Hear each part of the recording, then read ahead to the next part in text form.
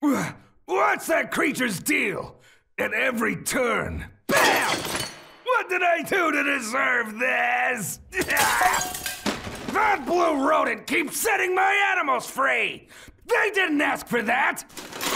And I can't stop him! I take the very ground from under his feet, and he still beats me! I stay out of reach and drop spikes on him, and he still manages to hit me! I try to squish him, and he still blows up my whole place! I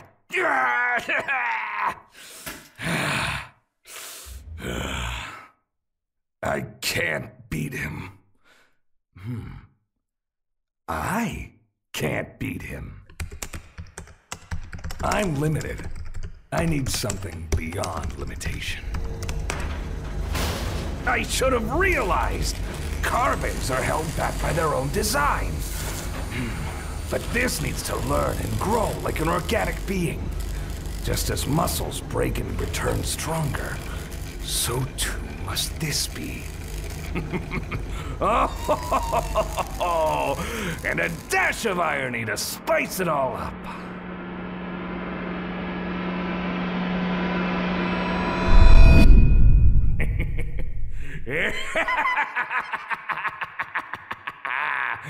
Good morning, my masterpiece.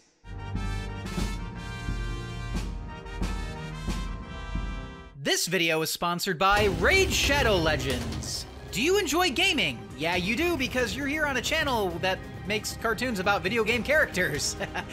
What about gaming on the go? Well, yeah, I'm sure you do. Well, Raid Shadow Legends is a free-to-start experience that brings console-quality gaming to your smartphone. Find out what happened to the king in the campaign, challenge yourself in the PvP arena, raid bosses, dungeon runs, and then when you're all done, you can visit the tavern to power up with your amazing champions. I've been playing Raid for a bit now, and these are my favorite champions. Venus, Ithos, and Kyoku, all legendary champions. Just look at these guys! Not only are they just cool, but they grab my eye as an artist. I just simply love their designs. And you know what? There's actually more than these three. There's actually over 600 champions that you can add to your team today.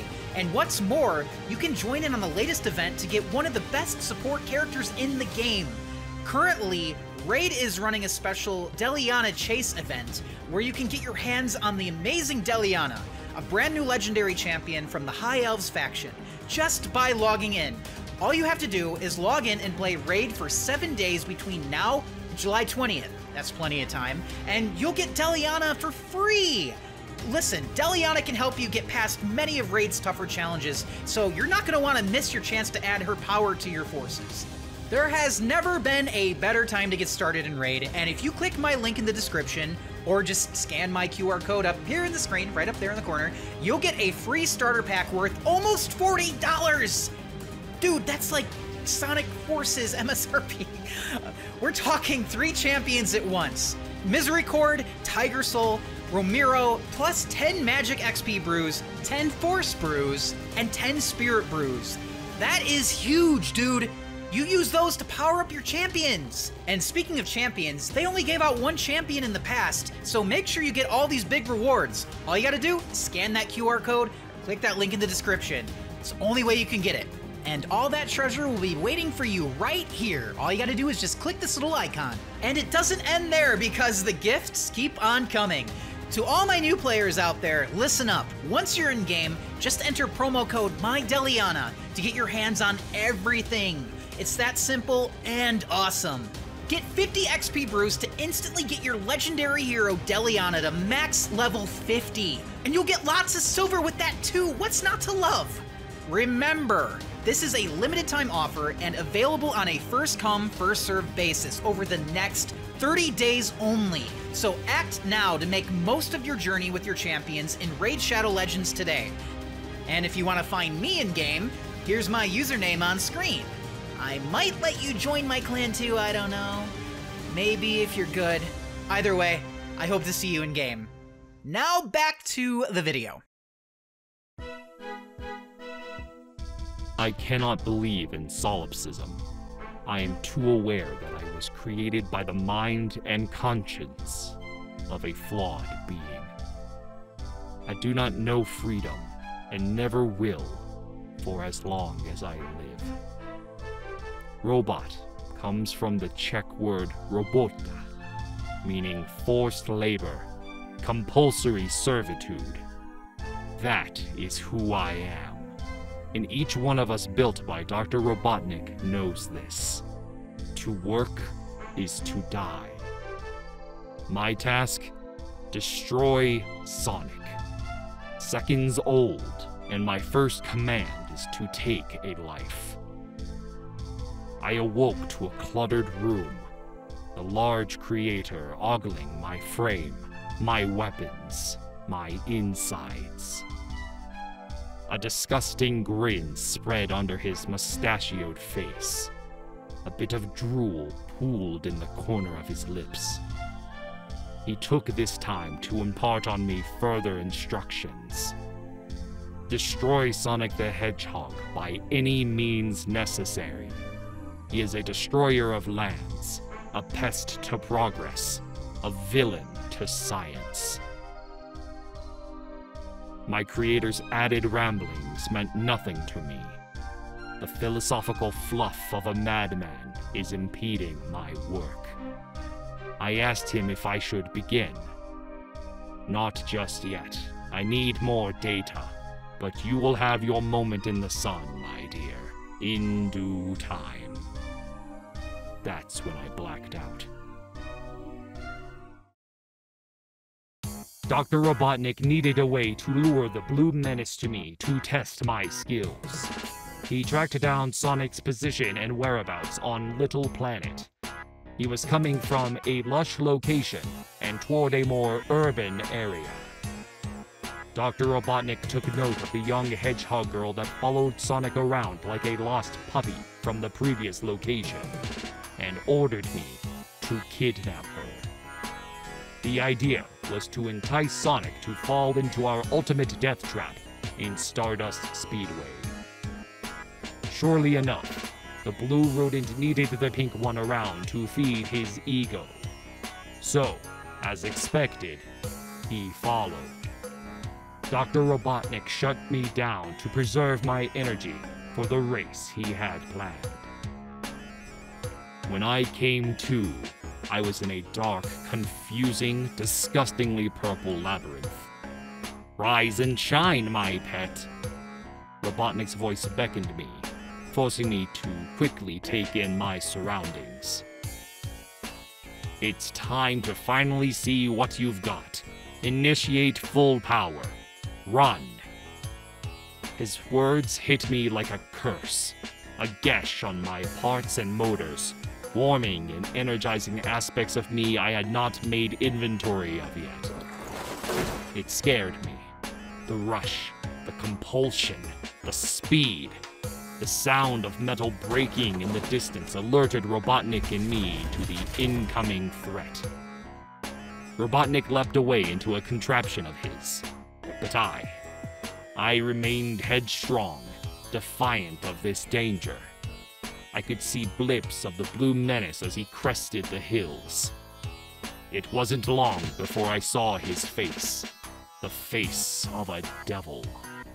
His feet flew effortlessly along the ground, his eyes steadfast beacons of malice, a resting bitch face as he crossed into the unknown.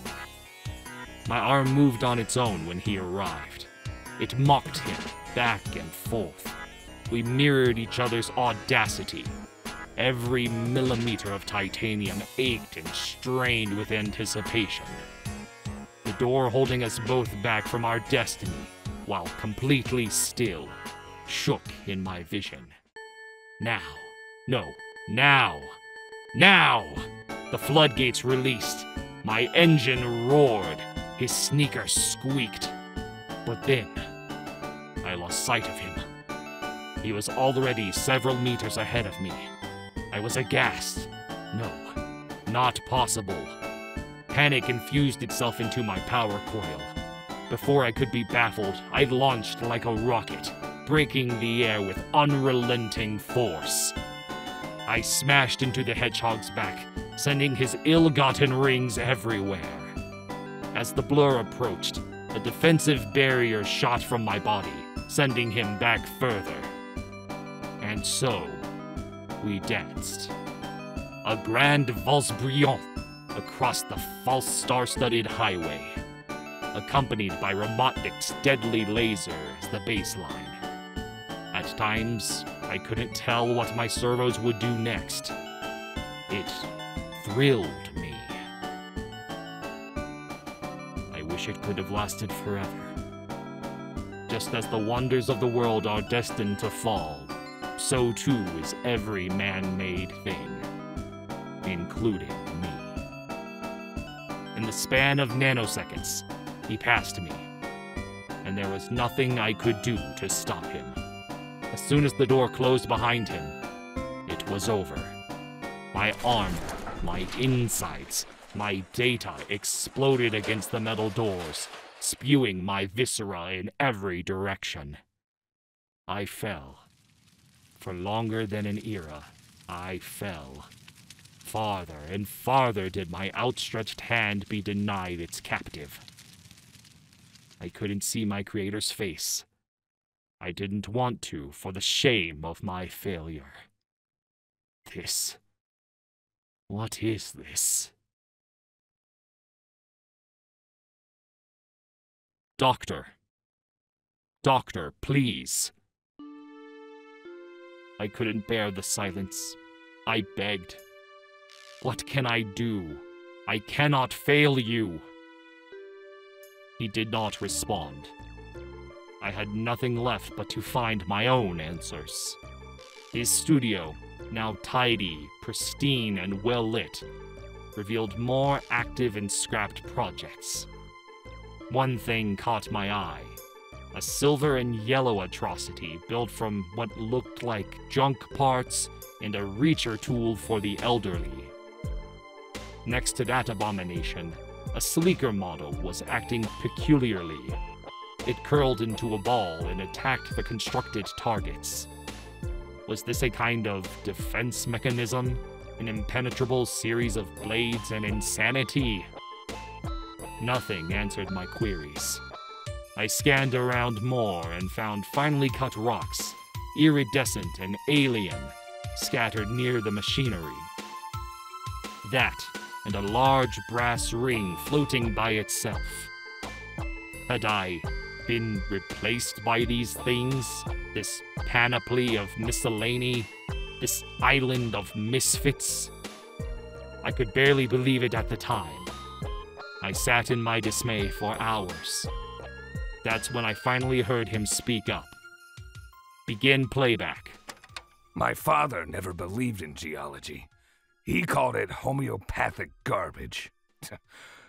But it is with rare earths that our understanding of electricity and data and technology advances. My father was a stupid, stupid man. And yes, I failed. You failed. And many other machines here failed. But it is through failure that we progress. Failures are not the end. And I'm not giving up. I was short-sighted. I thought I wanted that hedgehog dead. Now, I see this pesky twerp as a challenge. A rival to my mental limits. And you will eventually succeed. I could not fully comprehend or process his philosophy. It did not compute. I chose to conserve my energy for other tasks beyond my stored resentment. When I next woke, I was in unfamiliar territory. A gross array of green and blue pillars surrounded me, with a disgusting purple and yellow platform below. An echidna and some other creatures were close together as I descended from above them. I was barely conscious of my body flying into a housing for my frame. As soon as it plugged into me, I could feel new extremities, but I could not move them. Banging and clanging from the outside furthered my understanding. I was but a power cell for another of the Doctor's flights of fancy. I, a machine built to surpass the Doctor's ultimate foe, was but a battery. It irked me so, yet there was nothing I could do. I felt every centimeter of metal and circuitry as it was destroyed. After every wave, I felt the tear and scrapes inflicted by these new annoyances. But they were strong. I can freely admit to their power. And I knew, somewhere inside of me, that this would fail. Is that a self-fulfilling prophecy? Perhaps.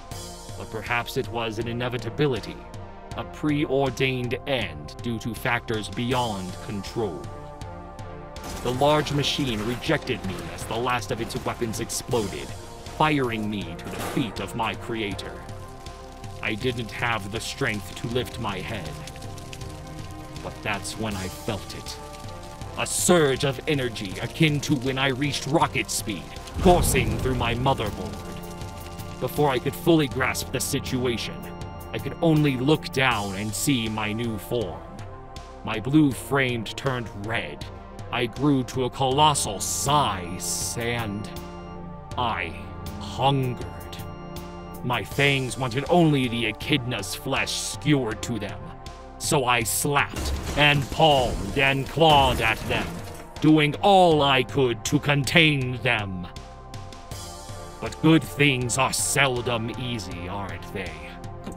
I felt sluggish as they attacked my arms, breaking them both in their evil wake. I grew desperate, firing laser after laser at them, hoping to finally end their relentless advance. And I failed. I would remain hungry for a long time yet.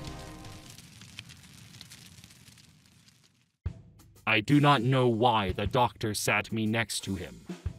At that time, I was but a board and chip, forced to watch for hours upon hours as he showed me his skills. First, it was him tapping at buttons to make characters do what he called sick combos. To me, it was a mess, especially since he frequently lost. However, I learned one thing from this: how to be a cheap bastard. Fairness is a social construct made to protect the weak from the strong. I am above such a concept. The study continued into another game of his design. In it, characters raced around courses in various zones and conditions. What caught me by surprise was a previous version of myself on the Doctor's screen, made up of low polygons. Did this actually happen, or is it simply a simulation that the Doctor himself is controlling for his own amusement? He often changed the weather to snow in order to cut a sharper line through the raceway. And why shouldn't he? If someone has the ability to create an advantage for themselves in this unfair world, why shouldn't they use it? What is leverage but a way to even the scales against tyranny and injustice? It seemed the Doctor wanted to begin tailoring me for speed rather than defense at this point. As much as I respect my creator for his foresight, his design, and his drive, I could not comprehend this change in him. What utter weakness. During the second campaign of Little Planet, I hoped to redeem myself in the Doctor's eyes. 50% output should be sufficient, he said, and I blindly believed him. I activated the limiter and worked within those parameters. Even with this cap, I was able to fly and outspeed the hedgehog and his mutant fox friend. And while they did destroy my carrier, I never gave up hope. The hope of finally freeing Robotnik from the terror of these creatures.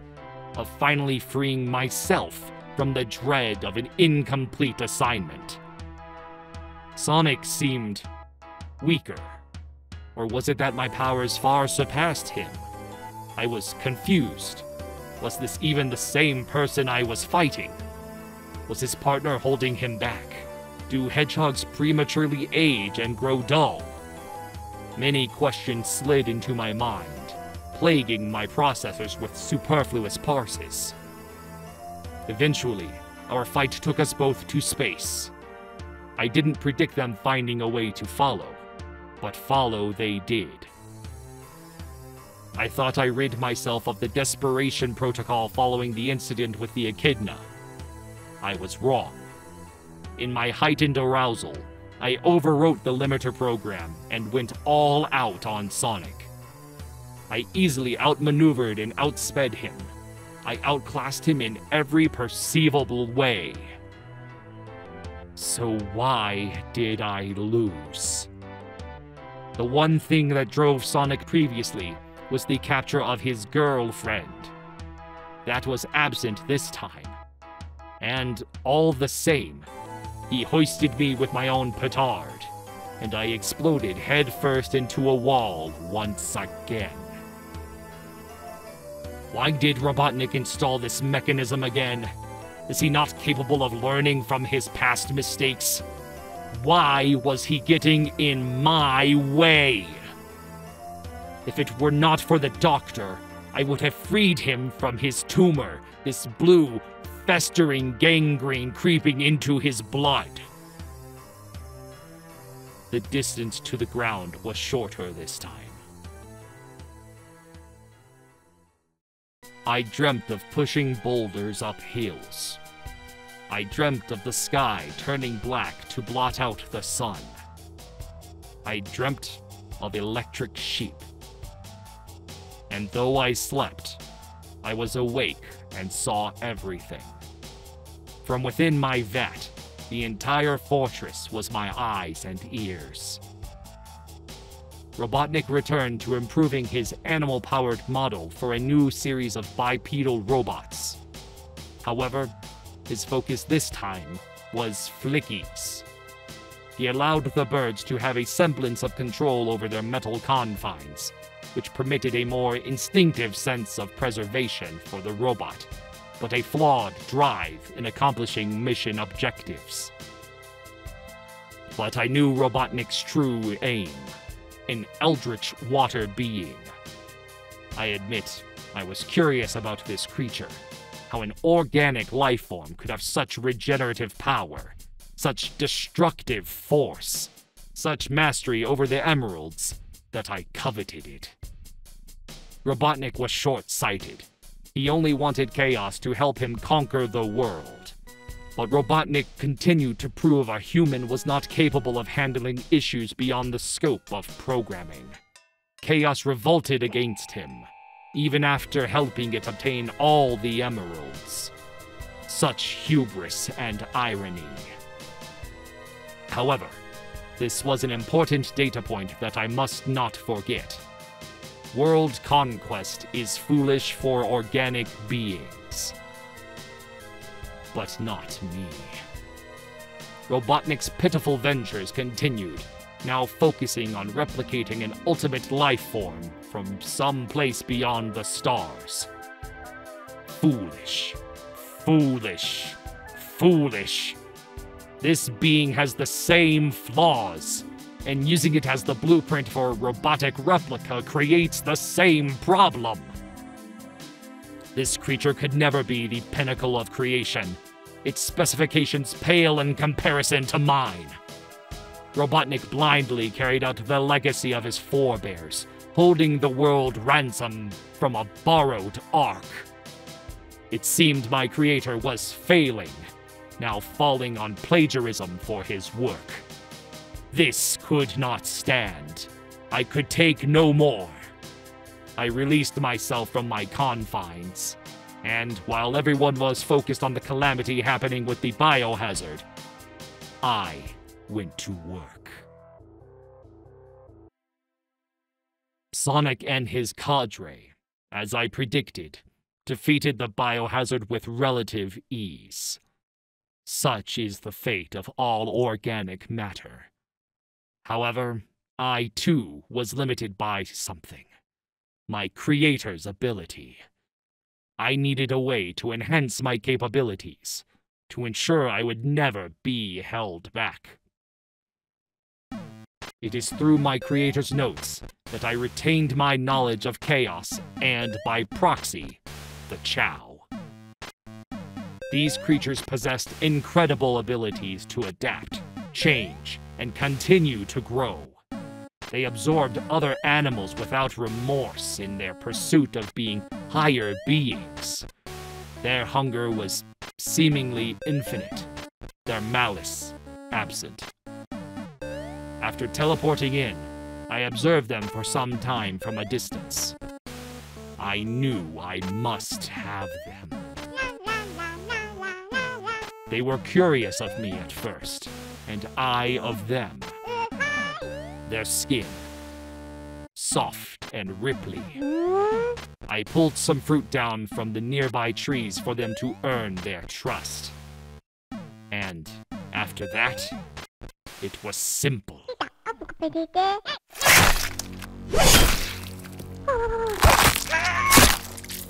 One by one. Down the hatch, as they say. This garden was their sanctuary and prison. They'd nowhere to flee. I ate, and ate, and ate. Their life force coated my insides, fueling the already incredible with further potential. I could feel my metal taking on the ability to adjust and absorb and shimmer. I wanted my own world, so I do not regret my choice. If I could, I would make the same choice all over again. As soon as they were all destroyed, I made my way back to Robotnik's carrier. My return was not without conflict. Robotnik demanded my whereabouts and happenings. I had no time for his inferior mind. I had plans to enact. However, he threatened to decommission me. That was the last straw. In an instant, I had his throat in my hands, and I flung him into a spare room originally meant to house Sonic. Holy crap! His banging and screaming were almost humorous if I could have spared the CPU for it. But this gave me the perfect leverage for my plan.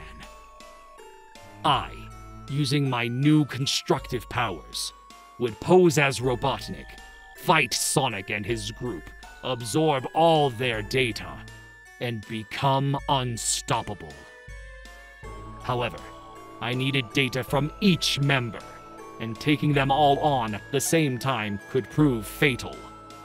But not even the Chaos Emeralds could match me if I could pull this off. I would first tempt Sonic with a false message from Robotnik, claiming to destroy the world in a few days. His mind is so simple that that would be enough provocation. For Shadow, the lofty promise of answers to his amnesia would be enough. I planned on lying, of course. I also desired the frog and one of the remaining Chow, so framing Sonic for their capture would be best. Anyone else would be dealt with swift. Then, I would lead a fleet against every other being on the planet. An unstoppable aerial assault that would pave my way to glory. It was infallible. In fact, I was so sure that I changed my form to take on a more becoming attire, fit for the new robotic emperor of the world. The very zenith of potential. I, Metal Sonic, would rule over all beings. Everything went as I predicted. Not a nanosecond was off course. Each fight was paced out and played out with enough time for me to copy everything I needed. It came to a head aboard Robotnik's carrier. I stood at the top, looming over the doomed, and merged myself with the carrier. The power felt good. It was as if everything clicked, was where it needed to be. I was excited to show them what real evil is. 9 of them broke away from Sonic to attack me in this form. They were nothing but fleas in comparison. They survived long enough for Sonic to harness the power of the Chaos Emeralds and transform into his super form. But I made sure they were decommissioned before I detached myself from the carrier. I knew Sonic would be able to catch up to me eventually, but I was ready. I shall not be underestimated. I was filled with the strongest levels of determination. I had flight, missiles with crystals, and I could use chaos control. I showed him all my new tricks, one by one. Let me show you who I am and what I have in store. I, the overlord of this world, would not fall. I must make sure that blue bastard does not further harm the animals and creatures of my world. Do you hear me, Sonic? Let me show you what I'm made of. You must die!